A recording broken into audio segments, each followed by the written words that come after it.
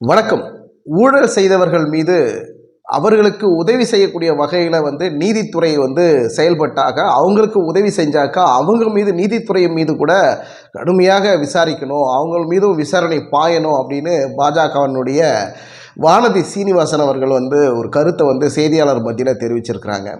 அது எம்எல்ஏவாக இருந்தாலும் சரி, அமைச்சர்களாக இருந்தாலும் சரி, எம்பிகளாக இருந்தாலும் சரி, யாராக இருந்தாலும் வருமானத்திற்கு அதிகமாக சொத்து சேர்த்து வைத்திருக்கக்கூடிய குற்ற பின்னணியில் அவர்கள் கைது செய்யப்பட்டு அவர்கள் சட்ட ரீதியாக நீதிமன்றத்தில் வழக்குகள் இருந்தால் அந்த வழக்குகள் தொடர்ந்து நடைபெற்றுக்கிட்டு இருந்தால் அவர் குற்றம் செய்தவர் தான் என்று குற்றம் சாட்டி அவர் குற்றம் நிரூபிக்கப்பட்டு கைது செய்யப்படக்கூடிய சூழலில் இருந்தாலும் கூட அவர்களுக்கு ஊழல் செய்தவர்களுக்கு உதவக்கூடிய வகையில் நீதித்துறை செயல்பட்டால் அந்த நீதித்துறையின் மீது கூட கடுமையான விசாரணை மேற்கொள்ளணும், அவர்கள் மீது நடவடிக்கை எடுக்கணும்.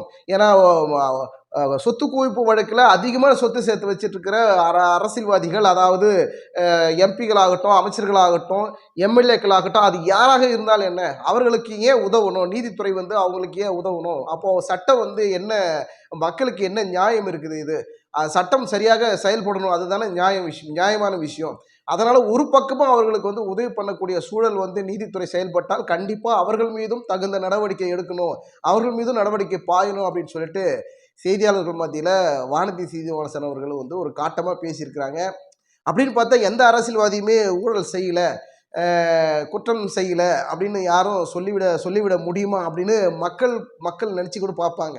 ஸோ யார் இப்போ எந்த அரசியல்வாதி தான் ஊழல் செய்யாமல் இருக்கிறாங்க? எந்த அரசியல்வாதி தான் இந்த பின்புலத்திலேருந்து இப்போ அதிகமான சொத்துக்களை சேர்க்காத எந்த அரசியல்வாதி தான் இருக்கிறாங்க அப்படின்னு மக்களும் யோசிக்கக்கூடிய ஒரு சூழலும் இருக்குது.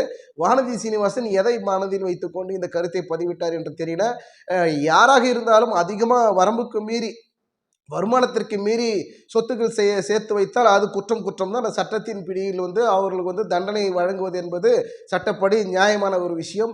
ஆனால் அதே நேரத்தில் அந்த நீதித்துறையும் ஊழல் செய்தவர்களுக்கு உதவி புரிகிற வகையில் போனாங்கன்னா நீதித்துறையின் மீது தகுந்த நடவடிக்கை எடுக்கணும்னு சொல்லிட்டு வானதி சீனிவாசன் முன் வச்சு ஒரு கருத்தை தெரிவிச்சிருக்கிறாங்க. இது சாத்தியமா? எல்லா அரசியல்வாதிக்கு மேலும் பார்த்தீங்கன்னா அப்படி ஒரு நடவடிக்கை எடுக்கக்கூடிய ஒரு சூழல் உருவானா அப்போது சட்டம் என்ன சொல்லும்? அந்த சட்டம் எந்த மாதிரி யாருக்காக அது செயல்படும் அப்படிங்கிற பல்வேறு கேள்விகள் இருக்குது. வானதி சீனிவாசன் அவர்கள் இது எந்த கருத்தை எப்படி இதை சொன்னாங்க அப்படிங்கிறது ஒரு பக்கம் பேசப்பட்டாலும், குற்றவாளிகள், அதாவது குற்றம் சாட்டப்பட்டு அவர்கள் குற்றவாளிகள் நிரூபிக்கப்பட்டால் அவர்களுக்கு உறுதுணையாக நீதித்துறை போகிறதுங்கிறது சட்டப்படி தவறான ஒரு செயல்தான். மக்களும் சரி, இந்த நாட்டு ஆட்சியாளர்களும் சரி, எல்லாருமே எதிர்பார்க்கிற ஒரு விஷயம். தவறு செய்தால் அவர்களுக்கு தண்டனை என்பது உறுதியளிக்கப்பட வேண்டியது. இதற்கு யார் துணை நின்றாலும், அது சட்டத்துறையாக இருந்தாலும் சரி, அது யாராக இருந்தாலும் அவர்களுக்கு துணை போவது ஜனநாயகத்துக்கு புறம்பான ஒரு செயலாகத்தான் பார்க்கப்படுகிறது. சட்டம் தன் கடமையை செய்யும் அப்படின்னு சொல்லுவாங்க இல்லையா? சட்டம் தப்பு செய்தவர்களுக்கு தண்டனை கொடுக்குமா, இல்லை தப்பு செய்தாலும் அவர்கள் தப்பு செய்யலை அப்படிங்கிறது அவருக்கு அப்படி ஒரு தீர்ப்பு கொடுக்குமா அப்படிங்கிறதெல்லாம் நம்ம இனி வரும் காலங்களில், ஏன்னா சமீப காலங்களில் நீதித்துறை கொடுக்கக்கூடிய ஒவ்வொரு தீர்ப்பு மக்களுக்கு ஓரளவுக்கு நம்பிக்கை கொடுக்குது.